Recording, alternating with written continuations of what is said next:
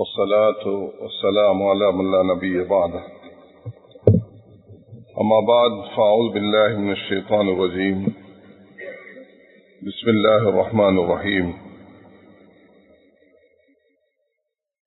لن تنالوا البر حتى تنفقوا مما تحبون. وقال أيضا إن كنتم تحبون الله فاتبعوني يحببكم الله ويغفر لكم ذنوبكم الله غفور رحيم. அல்லாஹ்வின் நல்லடியார்களே, அன்பு சகோதரர்களே, பெரியார்களே, அல்லாஹ்வை அஞ்சு பயந்து தக்வாவை கடைபிடிக்குமாறு முதலாம் எனக்கும் அப்பாலுங்களுக்கும் நசியத்தும் வசியத்தும் செய்து கொள்கிறேன். அல்லாஹு தஆலா இந்த நாட்டை ஒரு சிறப்பான நாடாக ஆக்கியிருக்கிறார். உலகத்தில்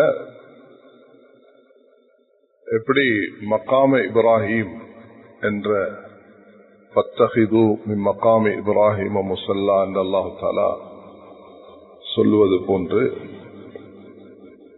அதில் இப்ராஹிம் அலைஹிஸ்ஸலாம் அவர்களுடைய கால அடையாளத்தை அல்லாஹ் வைத்திருக்கிறார்.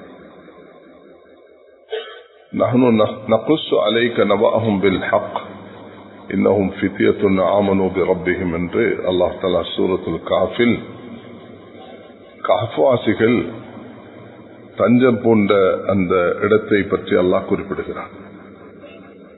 உலகத்தில் பலரும் பல நாடுகள் இந்த இடம்தான் கஹ்வாசிகள் என்று அவர்கள் வாதிடுவதுண்டு. ஆனா மக்காம இப்ராஹிம் ஒன்றே ஒன்றுதான். குர்ஆன் ஹதீஸ் உண்ட மிக தெளிவாக சொல்லும் பொழுது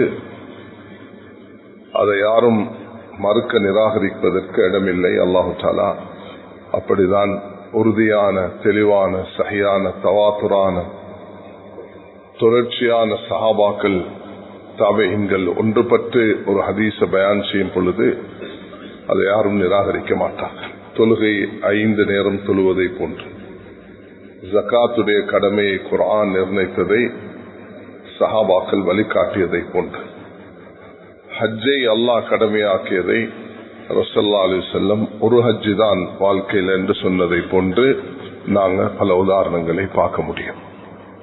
அந்த அடிப்படையில் கண்ணியமானவர்களே, ஆதம் அலைஹிஸ்ஸலாம் இறங்கியது என்பது குர்ஆன் ஹதீஸ்ல எங்கேயும் அப்படி சொல்லப்பட்டில்லை.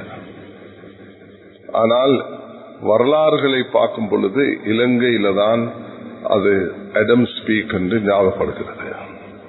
வேற எங்கேயும் இப்படி உண்ட எந்த அறிவுக்கேற்றிய விதத்தில் அப்படி காஃபாசிகள் பலரும் சொல்லியிருக்கிறார்கள். மக்காம இப்ராஹிம் எப்படி உண்டாக இருக்கிறதோ, குர்ஆன் ஹதீஸ்ல இது வராவிட்டாலும் வரலாறு இதை எடுத்து காண்பிக்கிறது. அல்லாஹ் தஆலா ஏதோ ஒரு வகையில் இந்த நாட்டுக்கு பல நியமத்துகளை வச்சிருக்கிறான். நான் ஒன்ற மிக யோசிச்சு பார்த்ததுல விளங்குது, 2 வகையான சோதனைகள் இந்த நாடு எல்லா காலமும் முகம் கொடுத்து கொண்டே இருக்கிறது. ஒன்று, இது 2மே அல்லாஹ்வுடைய புறத்திலிருந்து வரக்கூடியதான். நாங்க ஈயாக்க நஅபுது வ ஈயாக்க நஸ்தஈன் என்று அல்லாஹ்விடத்தில் கேட்பது போன்று உன்னையே வணங்குகிறோம், உன்னிடத்திலே உதவி தேடுகிறோம். அல்லாஹ் தஆலா ஒரு இலையை மரத்திலிருந்து விளைவிப்பதாக இருந்தாலும் அது அல்லாஹ்வுடைய நாட்டம் இல்லாமல் நடக்க முடியாது. அதுதான் எங்களோட நம்பிக்கை. எல்லாமே அல்லாஹ்வுடைய நாட்டம், அல்லாஹ்வுடைய ஏற்பாடு, கதா கதர், அதை நாங்கள் முற்றுமுழுதாக நம்பியிருக்கிறோம். சின்ன குழந்தைகள் மதரசா, பள்ளிக்கூடம், மக்தப் இதுகளில் போய் படிக்கும் பொழுது முதல் பாடமாக கற்றுக் கொடுக்கிறது ஆமன்து பில்லாஹி வ மலாயிகத்திஹி வ குதுபிஹி வ ரசூலிஹி வல் யௌமில் ஆகிர் என்ற அல் கத்ரி கைரி வ ஷர்ரி மின் அல்லாஹி தஆலா. தக்தீர் என்பது அல்லாஹ்வின் புறத்திலிருந்து என்பதை நாங்கள் சிறு வயதிலிருந்தே படிச்சிருக்கிறோம். அப்ப எங்களுடைய அடிப்படையில் ஒன்றுதான் அந்த ஏற்பாடுகள் அனைத்தும் அல்லாஹ்வுடையது. அல்லாஹ் சுப்ஹானஹு வ தஆலா மனிதர்களை சோதிக்கிறான். பாலை கொடுத்தும் சோதிக்கிறான், மதுவை கொடுத்தும் சோதிக்கிறான், கத்திய கொடுத்தும் சோதிக்கிறான், அல்லாஹ் பணத்தை கொடுத்தும் சோதிக்கிறான், ஆளுமையை கொடுத்தும் சோதிக்கிறான், அழகை கொடுத்தும் சோதிக்கிறான், செல்வாக்கு கொடுத்து சோதிக்கிறான். அல்லாஹு தஆலா விதவிதமாக சோதிக்கிறான். அந்த சோதனையில சிலர் தப்பிக்கொள்கிறார்கள், சிலர் சிக்கிக் கொள்கிறார்கள். காரணம் அவர்களுடைய அலா இன்ன ஃபில் ஜஸதில் முத்கா ஸல்லல்லாஹு அலைஹி வஸல்லம் சொன்னார்கள், உள்ளத்தில் ஒரு சதத்துண்டு மனிதன் உடம்புல இருக்கிறது. அது சீராகிட்டா எல்லாம் சீராகிடும், அது சீர்பெற்று போனா எல்லாமே சீர்கெட்டு. அல்லாஹ் வஹியல் கல்ப் என்று சொன்னார்கள். அந்த கல்ப் சீர்கெட்டு போகும் பொழுது மனிதன் எப்பல வெற்ற கத்திய கையை வெற்றான், மனிதனை குத்துகிறான். எக்ஸுருல் ஹர்ஜ், கொலைகள் அதிகரிக்கிறது. எதுக்காக கொள்றேன், யாரை கொள்றேன், ஏன் கொள்றேன் என்று கூட தெரியாத நிலைமை அந்த கத்தியை பயன்படுத்துவன் செய்ய ஆரம்பிச்சு விடுகிறார். இந்த நாட்டில் 2 வகையான சோதனை அல்லாஹ்வுடைய கதாவின்படி நடந்து கொண்டிருக்கு. ஒன்று அநியாயங்கள். இந்த நாட்டுடைய வரலாறு இதை எடுத்து காண்பிக்கிறது. அது போர்ச்சுகல், டச், பிரிட்டன் உடைய ஆட்சி காலங்கள். அந்த வரலாறு படிக்கும் பொழுதும் கடுமையான அநியாயங்களை, அளவு கடந்த அட்டகாசங்களை இங்கே செஞ்சிருக்கிறார்கள். நாங்க வாழக்கூடிய இந்த கடந்த 60-70 வருட வாழ்க்கையிலையும் இதை நாங்கள் அனுபவிச்சு கொண்டுதான் இருக்கிறோம். மனிதர்களால ஏற்கப்படக்கூடிய அநியாயங்கள் அது பயங்கரமாக இருக்கு. ஒவ்வொருவரும் தன்னுடைய சக்தி, ஆளுமை, ஆட்சி, பதவி இதுக்கு வந்ததுக்கு பிறகு தந்த இலக்கு அடைவதற்கு, தந்த ஆப்ஜெக்டிவ், அந்த விஷன், மிஷன் என்று அவர்கள் உருவாக்கி கொள்றது ஒன்று இருக்குது.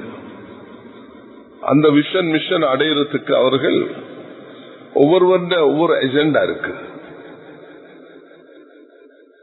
ஸல்லல்லாஹு அலைஹி வஸல்லம் அவர்களுடைய இந்த ஹதீஸ இமாம் புகாரி அவர்கள் பல இடத்துல பதிவு செய்கிறார்கள்.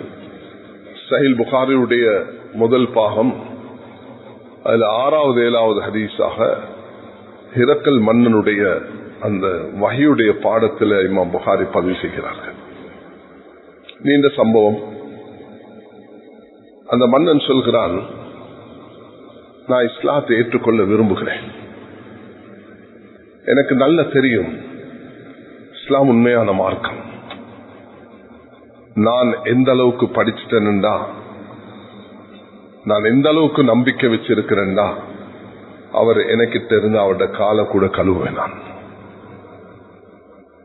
ஆனால் மன அணி முல்கி, என் ஆட்சி, பதவி, எனக்குள்ள செல்வாக்கு, எனக்குள்ள இவ்வளவு பெரிய ஆடம்பரமான வாழ்க்கை, அது என்ன இந்த இஸ்லாத்தை ஏற்றுக்கொள்ள தடுக்கிறது. நான் ஒரு ட்ரை ஒன்று பண்ணி பார்த்தேன். I did my best to convince. நான் என்னுடைய அந்த டீம், அந்த பார்லிமெண்ட், அந்த கேபினெட், அந்த ஸ்காலர்ஸ், ரபாயின்னு சொல்லக்கூடிய அந்த யகூதி கிறிஸ்தவர்கள், ஹிரக்கல் கிறிஸ்தவத்தை ஏற்றுக்கொண்டிருந்தவர், ஓல்ட் டெஸ்டமென்ட், நியூ டெஸ்டமென்ட் எல்லாம் படிச்சு முடிச்சவர். அவருக்கு நல்லா தெரியும் இவர்தான் நபி என்று. அவர் ஒரு டெஸ்டுக்காக வேண்டி கதவெல்லாம் மூடிட்டு லாக் பண்ணி சாவியை கையில் எடுத்துக்கொண்டார். இப்ப இந்த கதவெல்லாம் நான் மூடிட்டு சாவியை நான் கை எடுத்தா அவங்களுக்கு யாருக்கும் வெளியே போகிறாரு. அது மாதிரி அவர் என்ன செஞ்சார், எல்லா கதவையும் மூடிட்டு சாவியை கையில் வச்சு கொண்டார்.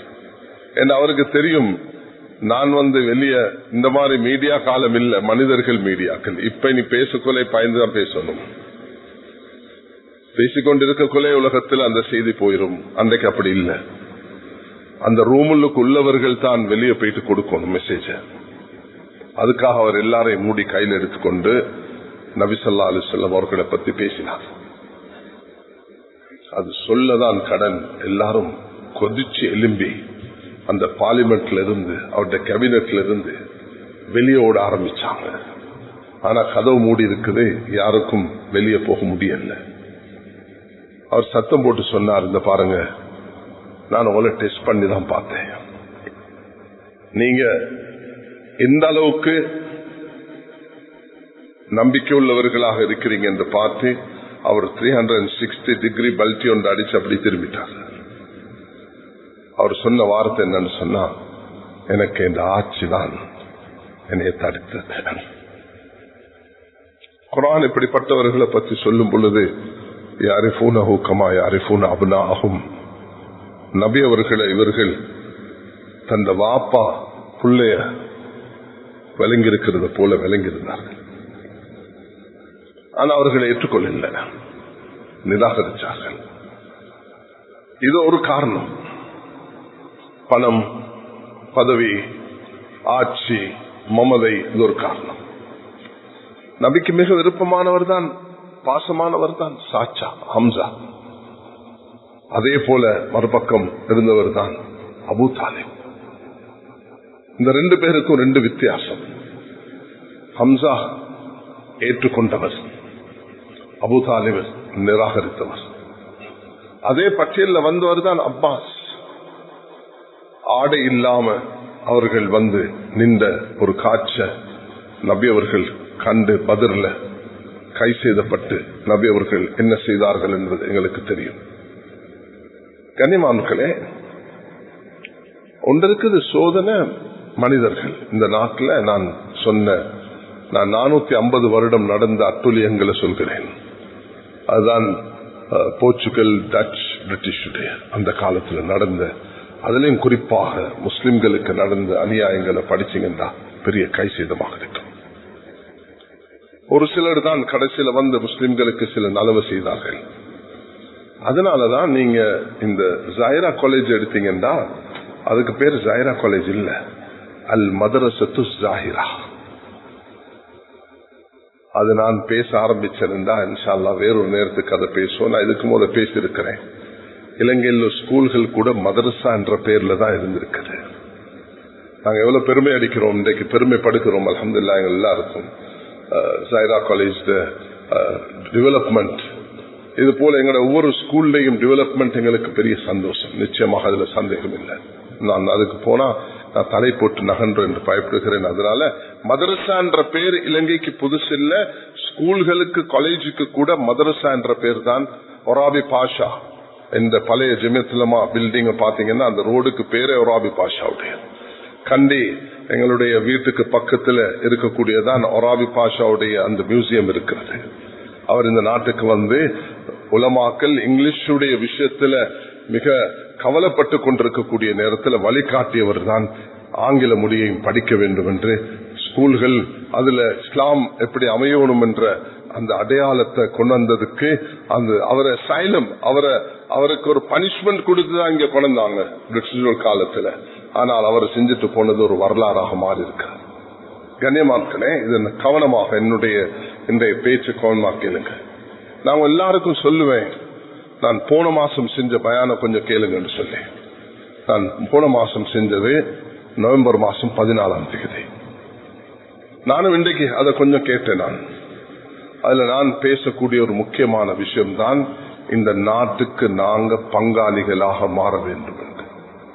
பொருளாதார ரீதியாக, எக்கனாமிக்கலி, எஜுகேஷன், அதே நேரத்தில் நாங்க எங்களுடைய நேஷனல் பாதுகாப்புக்கு எப்படி பங்காளியாக இருக்க வேண்டும் என்பதை நான் மெரிட் அடிப்படையில் வாழணுமே தவிர பிறருடைய தயவுல வாழக்கூடாது என்பதை நான் வலியுறுத்தி சொன்னேன். இன்று நான் சொல்ல போறது, இந்த நாட்டுக்கு 2 வகையான சோதனை வந்திருக்கிறது. ஒன்று மனிதர்களால் இழைக்கப்பட்ட சோதனை, அநியாயங்கள்.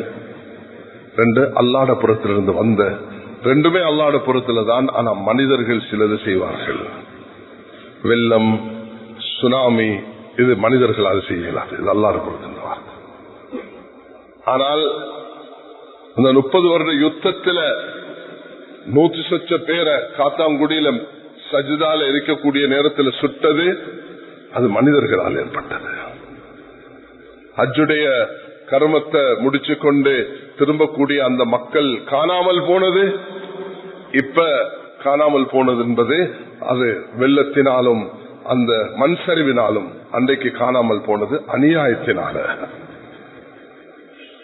இன்றைக்கு காணா போனவர்களுடைய மையத்தை தீர்மானிக்கணுமே, தொல்விக்கணுமே. மனைவி இருக்கிறா, கணவன் மௌத்தாகிட்டாரண்டா அவ இதான் இருக்கணுமே, சொத்து பிரிக்கணுமே. பலவிதமான சட்டங்கள் உலமாக்களோடு சம்பந்தப்படுகிறது. அது ஒரு தனி சப்ஜெக்ட். கண்ணியமானவர்களே, 2004 ஜனவரி மாசம், அது 2005 ஆகிருச்சு. அன்றைக்கு நான் செஞ்ச குத்பா அதை நான் இன்றைக்கு பார்த்தேன். 2004 சுனாமி, அதுல பாதிப்பு வந்து $1.5 பில்லியன் or $2 பில்லியன். இன்றைய பாதிப்பு வந்து $5 to $7 பில்லியன். சுனாமியை விட பன்மடங்கு பெரிய ஒரு டிசாஸ்டரை நாங்க சந்திச்சு கொண்டிருக்கிறோம். எக்கனாமிக்கலி ஒரு பெரிய பாதிப்புண்ட இந்த நாடு சந்தித்திருக்கிறது. இததான் நான் போன மாச குத்பால சொன்னேன். நாங்க இந்த நாட்டுடைய எக்கனாமிக், டிஃபென்ஸ், எஜுகேஷன், ஹெல்த், இந்த 4 பகுதியிலையும் கண்ட்ரிபியூட் பண்ணணும். இல்லைன்னா இந்த நாட்டில் நாங்க எதிர்காலத்தில் சொத்திகளாக, கொச்சைகளாக அல்லாஹ் பாதுகாக்கணும். இதை நான் ஞாபகப்படுத்திருக்கிறேன். 1900 நான் பிறந்து 2வது வருஷமாக இருக்கும். ஹஜ்ரத் மௌலானா அபுல் ஹசன் நதுவி ரஹ்மத்துல்லாஹி அவர்கள் பர்மாக்கு போயிட்டு ஒரு பயான் செஞ்சார்கள். அந்த பயான் யூடியூப்ல இருக்குது, அதை எடுத்து பாருங்க. அபுல் ஹசன் அலி நதுவி பர்மா ஸ்பீச் இது கேட்டா உங்களுக்கு பார்க்கலாம். அவர்கள் சொல்லுகிறார், பர்மாவாசிகளே, முஸ்லிம்களே, பெரும்பான்மை பௌத்தர்களோட சேர்ந்து வாழ்கிறீர்கள், நீங்க இந்த நாட்டுக்கு பங்காளிகளாக மாறுங்கள் என்ற ஒரு விரிவான பயானை அவர்கள் செய்திருக்கிறார்கள். இல்லாத பட்சத்தில் நீங்க இந்த நாட்டிலிருந்து விரட்டி அடிக்கப்படுவீர்கள், உங்களுக்கு அநியாயங்கள் இழைக்கப்படும், நீங்க சொத்து செல்வங்கள் இழந்து பிச்சை கேட்கக்கூடிய, நாடை இழக்கக்கூடிய நிலைமை உருவாகும் என்ற எச்சரிக்கை அவர்கள் செய்தார்கள். சில நேரத்தில் சில எச்சரிக்கைகளை மனிதன் கவனத்துக்கு எடுக்கணும். இதை நான் இதுக்கு முதலையும் பேசியிருக்கிறேன், இன்றும் ஞாபகத்துக்கு படுத்துறேன். கண்ணியமானவர்களே, இந்த 2 வகையான சோதனைகளை நாங்கள் சந்திச்சிருக்கிறோம். மனிதர்களால் செய்யக்கூடிய அநியாயங்கள், அல்லாஹ்வினால் வரக்கூடிய சோதனைகள். போன டிசாஸ்டர் வந்து பயங்கரமானது, அது சுனாமி. என் வாழ்க்கையில் இந்த மஸ்ஜிதை மறக்க இயலாது. 2 சகோதரர்கள் அந்த நேரத்தில் நிர்வாகத்தில் இருந்தார்கள். அவர்கள்ட்ட நான் சொன்னேன், நான் ஒரு அனௌன்ஸ்மெண்ட் பண்ண போறேன். என்னன்னு கேட்டாங்க. நான் ஜிம்மாக்கு வரும்போது சொல்லிட்டு வந்தேன், ஒரு 5 நிமிஷத்துக்கு முதல். யார் யார் அனாதைகள், விதவைகள் இருக்கிறாங்களோ இந்த மஸ்ஜித் அதுக்கு பாதுகாப்பு கொடுக்கும் சொன்னேன். அதுல ஒன்றுமே இல்லை, எங்கள்கிட்ட பணம் உங்கள்கிட்ட என்கிட்ட இல்லை, ஆனா அல்லாட கசானால குறவில்லைன்னு சொன்னேன். அல்ஹம்துலில்லாஹ், அல்லாஹ்வுடைய கிருபை. என் வாழ்க்கையில அந்த நேரத்தில் நான் மட்டுமல்ல, ஆபீஸ்லயும் பல உலமாக்களும் பல மனிதர்களும் பெற்ற கோள்கள் அது என்னன்னா, அநாத குழந்தைகள் இருந்தா எங்களுக்கு தான், நாங்க அதை பராமரிக்கிறோம். ஆயிரக்கணக்கான கோள்கள். இது என்ன காட்டுதுன்னா, ஒரு சமூகம் வாழ்கிறது, இன்னும் மரணிக்கல, ஈர பச உள்ளத்தில் இருக்குது என்பதை காட்டுகிறது. அடுத்த வாரம் என்ன சம்மங்கோட்டை ஜும்மா, அதுவும் 20 வருஷத்துக்கு முன்பு வந்து சொன்னார்கள், பெண்களுக்கு ஹிஜாப் அணியறதுக்கு ஆடை இல்லை. அந்த நேரம் நான் ஹிஜாபை பத்தி பேசி ஜும்மால இருந்து இறங்கல. ஒரு சகோதரர் வந்து சொல்லுவார், 20,000 மீட்டர் ஹிஜாப் புடவையை நான் உடனே அதிக செய்கிறேன். அதே மாதிரி இந்த மஸ்ஜிதிலையும் 17,000 ஜனாசாக்களை அடக்குவதற்காக வேண்டி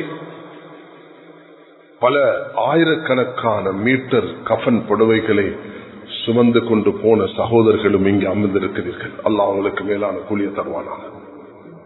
கண்ணியமானவர்களே, மஸ்ஜிதுகள் ஹயாத்தாக இருக்க வேண்டும். பிரச்சனைகள் வந்து கொண்டுதான் இருக்கும். நாங்க எல்லாரும் கடல் கிட்ட தான் வாழ்றோம். கடலை கடந்து போகக்கூடிய நேரத்தில் அலைகளை சும்மா பார்த்துட்டு போக கூடாது. அம்வாஜல் பலா துஆஇ வ ததர்ருஇ ஹஸ்ஸினு அம்வாலக்கும் பிஸ்ஸகாத்தி தாஉ மர்தாக்கும் பிஸ்ஸதகத்தி அவ் கமா قال அலைஹி ஸலாத்து வஸலாம். ஒரு ஹதீஸ்ல வருகிறது, நீங்க உங்களோட செல்வத்தை பாதுகாருங்க ஜகாத்தை கொண்டு, நோய்க்கு நிவாரணம் செய்யுங்க உங்களோட சதகாவை கொண்டு, உங்களுக்கு அலைகளை போல வரக்கூடிய சோதனைகளை உள்ளச்சத்தையும் துவாவையும் கொண்டு வென்று கொள்ளுங்கள். அதனால எப்பயும் அல்லாஹ்வின் மீது நம்பிக்கை எழுந்து கொடுக்கிறார். பிரச்சனைகள் வந்தா அந்த பிரச்சனையிலிருந்து வெளியேறுவது எப்படி? அன்று $1.5 பில்லியன், இன்றைக்கு $6 to 7 பில்லியன். அன்றைக்கு உயிர் சேதம் அதிகம்.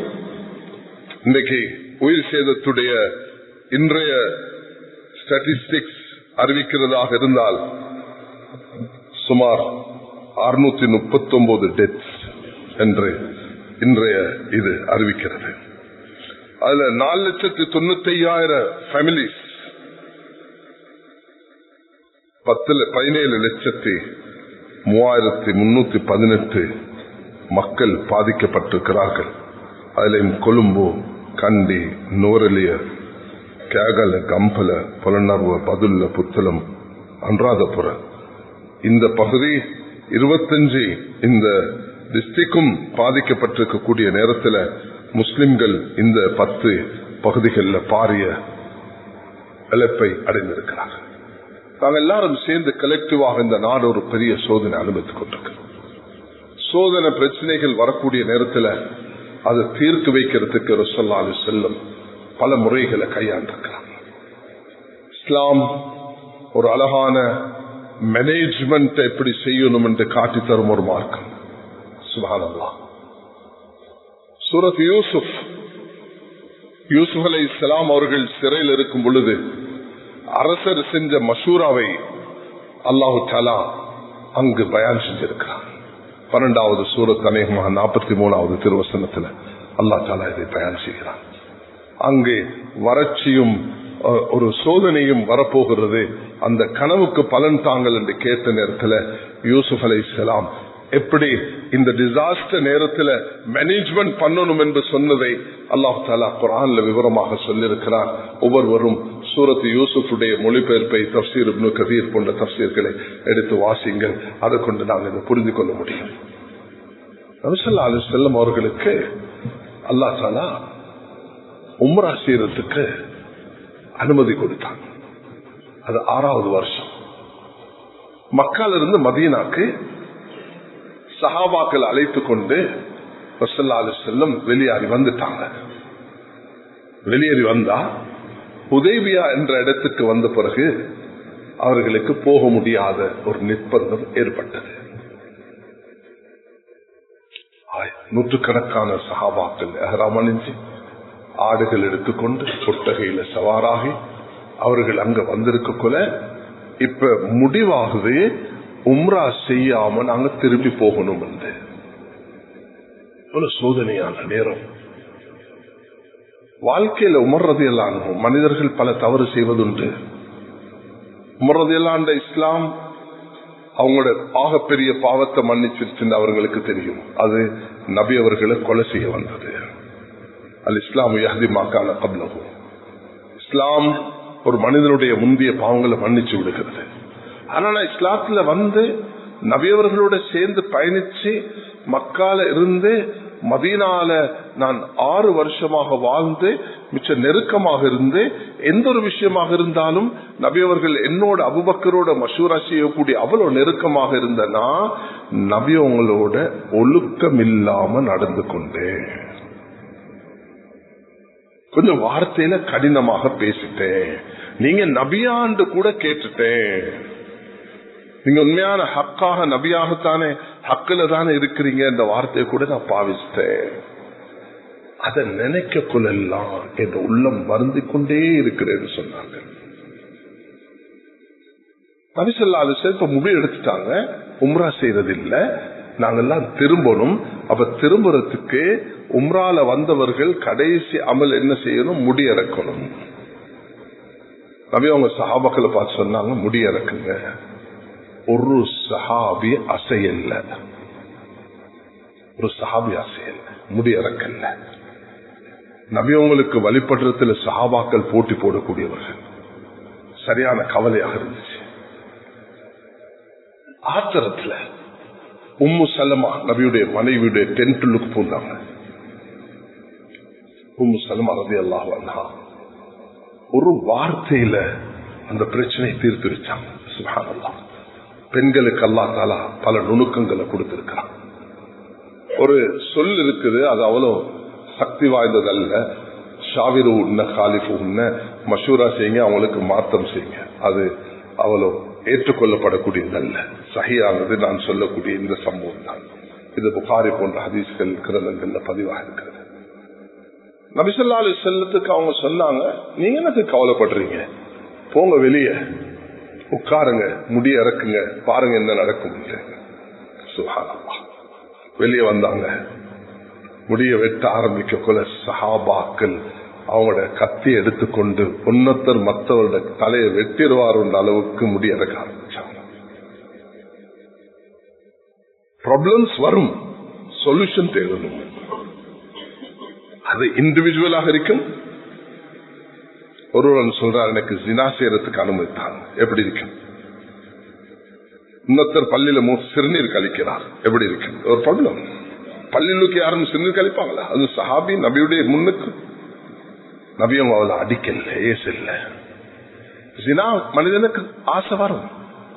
இன்னொரு பெண்ணை பார்க்கக்குள்ள அவருக்கு அந்த விருப்பம் ஒன்று வரும்.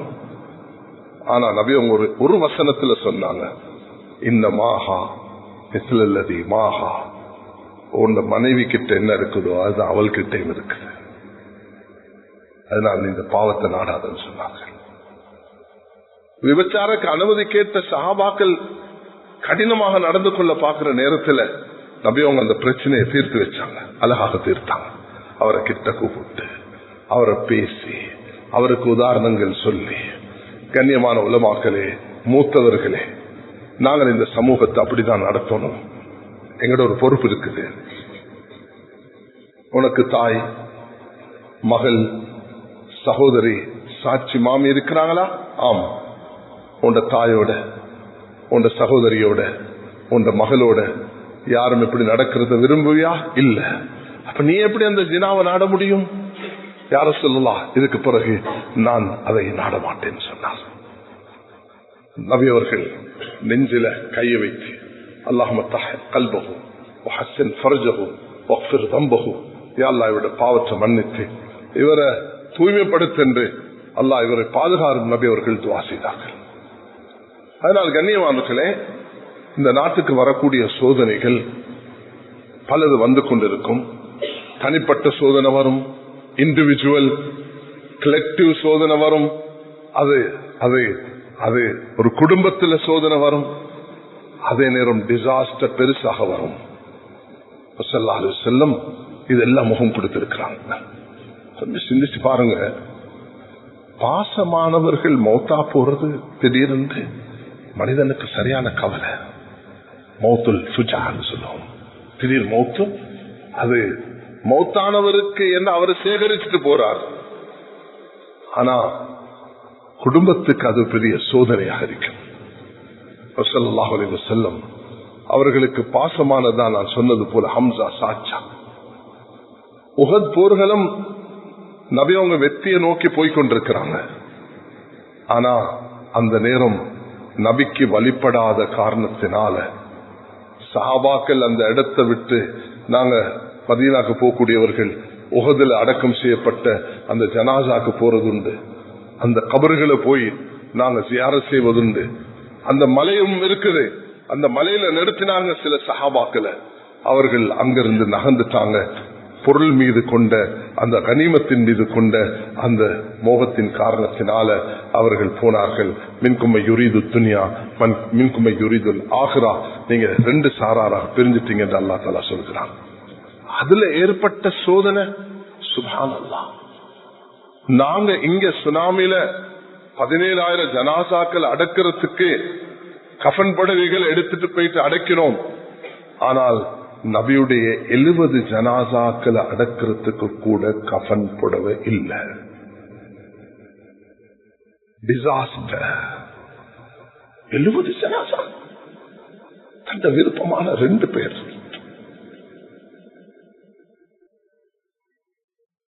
வசதி படைச்ச ஒரு சஹாபிதான் அப்துல் ரஹ்மான் இப்னு அவுஃப். ஒரு நாளுடைய அவருடைய சேரிட்டி 700 camels, 700 ஒட்டகைகள் கொடுத்தார். கொடுக்கிறது ஒரு நாளும் குறையாது. அல்லாஹ் அந்த உள்ளத்தை இலங்கை வாழ் மக்களுக்கு கொடுத்திருக்கிறார். நாங்க கேள்விப்படுகிறோம் எப்படி எப்படி எல்லாம் மக்கள் வந்து ஒவ்வொரு ஊர்லயும் கொடுக்கிறாங்க. சின்ன குழந்தைகள் கொடுக்கிறதெல்லாம் நாம் கேள்விப்படுகிறோம். அது எங்களுக்கு தெரியும். அல்லாஹ் அந்த உள்ளத்தை அதிகரிக்கணும் என்று துஆ செய்வோம். அந்த நேரத்தில் நபியவங்க பாக்குறாங்க, இந்த சாட்சாட முகத்தை கூட எனக்கு சரியா பார்க்கலாது, ஆடு அறுக்கிறது போல சின்ன பின்னப்படுத்தப்பட்டிருக்குது. ஆனா ஏதோ ஒரு அடையாளப்படுத்தி கிட்டையாக்கி ஜனாசா வச்சு கஃன் புடவைய போட சொன்னா தலையை மூடினா கால் விளங்குது, காலை மூடினா தலை விளங்குது. நபி அவங்க சொன்னாங்க, கொஞ்சம் இலக்கொலை எடுத்து காலை மறைச்சு சொன்னாங்க. நாங்க சுனாமி அடக்கக்கூடிய நேரத்தில் பொலித்தீனையும் போட்டு சில நேரத்தில் அடக்கணும் என்றால் தண்ணீர் நிறைஞ்சிருக்குது, அடக்கிறதுக்கு வழி இல்லை என்ற காரணத்தினால. கன்னியவான்களே, டிசாஸ்டர் வரக்கூடிய நேரத்தில் உள்ளத்துல கொஞ்சம் இறக்கம் கூடணும். அல்லாஹ் தஆலா கருணைய படைச்சான், இறக்கத்தை படைச்சான். அல்லாஹ் இறக்கத்தை படைச்சிட்டு அது 99 பிரிச்சுட்டு அதுல ஒன்றைதான் இந்த உலகத்துல தந்திருக்கிறான். மற்ற அந்த 90 சொச்சத்தை அல்லாஹ் அவன்கிட்ட வச்சிருக்கிறான். துனியால அல்லாஹ் தந்திருக்கிற ஒரு இறக்கம் தான். அந்த ஒரு இறக்கத்துல தான் தாய் பாசம், சுப்ஹானல்லாஹ், தகப்பனுடைய பாசம், குழந்தைகளுடைய பாசம். சமீபத்தில் சவுதியில 2 குழந்தைகள் சண்டை கோர்ட்ல, சொத்துக்கல்ல 2 பேரும் ஏண்ட உமாவை நான் வச்சு கொள்ளணும், அதுக்கு சண்டை.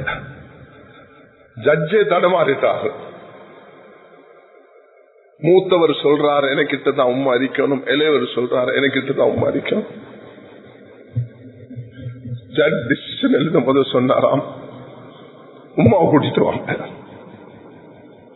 உம்மா சொன்னா நான் டிசிஷன் எடுக்க மாட்டேன், 2 கண்கள் 2 கைகளை போல நீங்க தான் டிசிஷன் எடுக்கும். அவங்களுக்கு சண்டை உம்மாவை ஹோம் ஃபார் எல்டர்ஸ்ல போடுறதுக்கு இல்ல. இன்னைக்கு எல்லாரும் தேடுறது எப்படி ஹோம் ஃபார் எல்டர்ஸ்ல போடலாம். முதியோர் இல்லம்,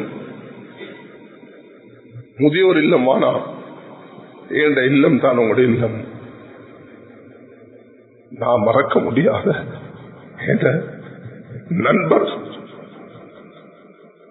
அலிகட் யூனிவர்சிட்டி ப்ரொஃபசர், 36 வருஷம் அலிகட் யூனிவர்சிட்டியில அவர் ஒரு ப்ரொஃபசராக இருந்தார்.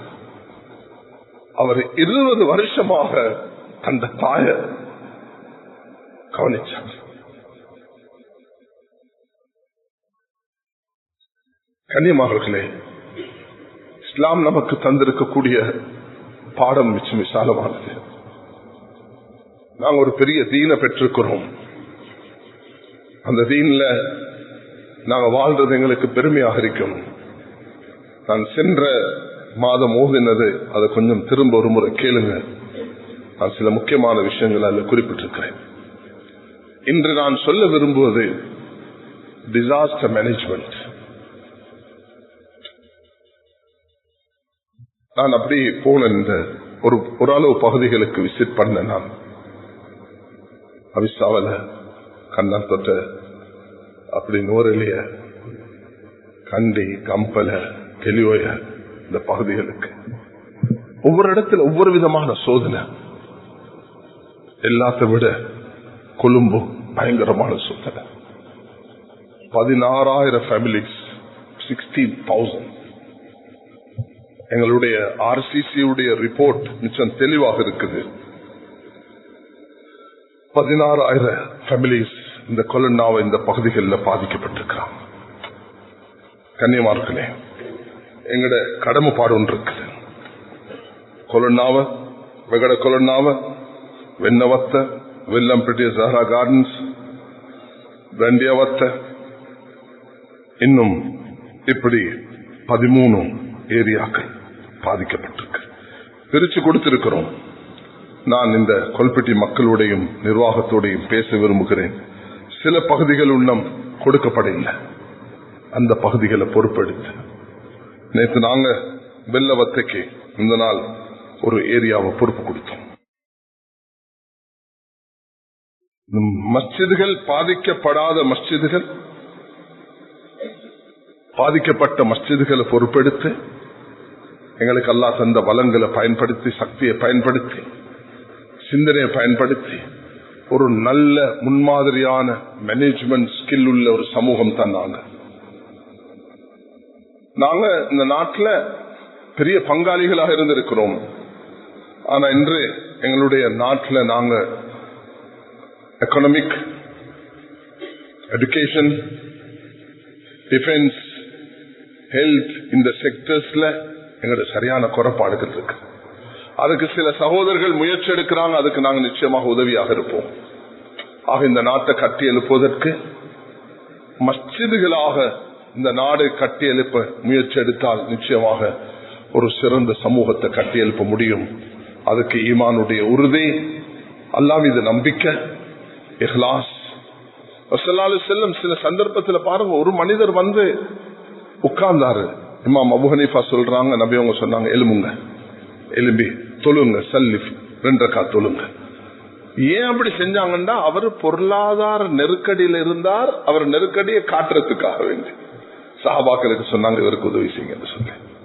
இன்றைக்கு எங்களோட ஸ்டாட்டிஸ்டிக்ஸ் ஜமியத்துலமாக்கு நீங்க இண்டிவிஜுவலாகவும் போங்க, ரகசியமா போங்க, பேசிட்டு போங்க, ஜமியாட் அக்கௌண்ட்ல பணம் போடணும் எந்த கட்டாயம் இல்லை என்ற பாதிக்கப்பட்டவர்கள் பயங்கரமாக இருக்கிறாங்க.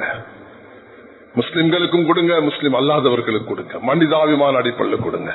ஜகாத்தை மட்டும் வச்சுக்கொண்டு காபிர்களுக்கு கொடுக்கலாம். அல்லாவுக்காக வந்து என்னைட்ட கேட்காதீங்க, ஜமியாக்கும் கால் பண்ணாதீங்க.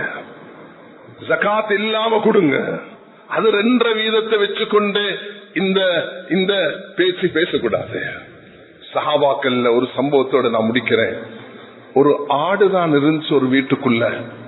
அந்த ஆடை வெட்டி அந்த பெண்மணி கொடுத்துட்டான். கணவன் வந்து கேட்டா, என்னம்மா செஞ்சீங்க? ஒரு ஆடு தானே இருந்துச்சு எங்களுக்கு, அதையும் கொடுத்துட்டீங்களே. கொடுத்துட்டு அல்லாஹ் தருவான். இப்ப கஷ்டம் தாங்க முடியல. 3 பேரும் அந்த கணவன் மனைவி பிள்ளையோட மதீனாக்கு போக்கல. யாருக்கு கொடுத்தாங்க தெரியுமா? 3 சஹாபாக்களுக்கு கொடுத்தாங்க. அந்த 3 சஹாபாக்களும் போட்டி போட்டுக்கொண்டு அந்த பெண்ணை, அந்த குடும்பத்தை அடையாளப்படுத்தி, நீங்க எங்களுக்கு ஒரு ஆடை தந்தீங்க, நாங்க இருந்தாங்க பிடிங்க 1000 ஆடு, 1000 ஆடு, 2000 ஆடு. ஒருத்தர் சொன்னார், இவங்க 2 பேரும் ஹசன் ஹுசைன் 2 பேரும் 1000 கொடுத்ததினால அதை விட கூட நான் கொடுக்க இஷ்டப்படல, நான் 2000 தான் கொடுக்கிறேன்னு சொன்னாங்க. ஆனால் அல்லாஹ் தஆலா சொல்கிறான், நீ செலவழி, நான் உனக்கு தருவேன். அலி ரலியல்லாஹு அவர்கள் ஒரு ஒட்டகத்தை வாங்கினாங்க 140 திரகத்துக்கு. கொஞ்ச தீரம் போகல. அதை எவ்வளவுக்கு விற்கிறீங்க என்று கேட்ட நேரம் 200 திரகம் என்று சொன்னாங்க. நான் இன்றைக்கு 6 திரகம் தான் ஃபாத்திமா வீட்டில் வச்சிருந்தாங்க, அதை தூக்கி கொடுத்துட்டேன். அல்லாஹ் இன்றைக்கு எனக்கு 6க்கு 60 தந்துட்டான்னு சொன்னாங்க. பாத்திமா நாய்கிட்ட போயிட்டு சொன்னாங்க, இந்த பாரு, உன்கிட்ட 6 தான் இருந்துச்சு, நான் கேட்டு தர்மம் செஞ்சேன், இப்ப நான் வந்திருக்கிறேன் 6க்கு 10ஓட. எனக்கு ஒரு ஒட்டகம் கிடைச்சிச்சு, அதை வித்தேன், 140 திர்ஹம் கடனுக்கு வாங்கினேன், அந்த கடனை ரிட்டர்ன் பண்ணிட்டு இந்தாங்கம்மா புடிங்க என்ற அன்பு மனைவியே 60 திர்ஹம் சொன்னாங்க. நாங்களும் அல்லாஹ் கிட்ட அல்லாஹ் சொல்றான், நீங்க செலவழிங்க, நான் உன் மீது செலவழிப்பேன். அதனால கொழும்பு வாழ் மக்களுக்கு நான் வேண்டிக் கொள்கிறேன், தயவு செய்து உங்களோட கால நேரத்தை ஒதுக்கி கொஞ்சம் போங்க. இன்னும் அந்த சரியான கிளீனிங் நடக்கவும் இல்லை, பல மக்கள் கஷ்டப்படுறாங்க. இப்ப எனக்கு வந்திருக்குது ஸ்டாட்டிஸ்டிக்ஸ், மட்டக்குழிய மட்டும் 1815 மக்கள் கஷ்டத்தில் இருக்கிறாங்க, அவரோட தேவை இருக்குது. இன்னும் யாரும் எடுக்கிறது, சேதவத்தையிலையும் இப்படி நீட்ஸ் இருக்குது, இன்னும் வெள்ளம் பிட்டிய ஜாரா கார்டன்ஸ்ல நீட் இருக்குது. அதனால பல இடங்கள்ல இருக்கிற காரணத்தினால பிளீஸ் பண்ணி உங்களோட நேரங்களை எல்லா இடத்துலையும் கேளுங்க, மக்களுக்கு ஆறுதலும் சொல்லுங்க.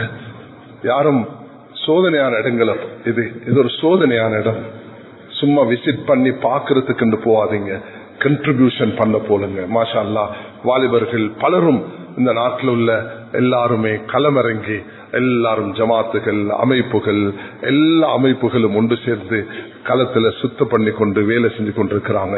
தேவை ஏராளமாக இருக்குது. அரசாங்கமும் சில நல்ல முடிவுகள் எடுத்திருக்கிறாங்க, நாங்க துவா செய்வோம். அவர்களுக்கும் அல்லாஹ் உற்சாகத்தை கொடுத்து, வெளிநாடுகளும் தன்னுடைய பணத்தை கொண்டு கொண்டிருக்கிறாங்க. இண்டிவிஜுவலும் இன்னும் இன்ஸ்டிடியூஷன்ஸும் தனிப்பட்ட நபர்களும் எல்லாருக்கும்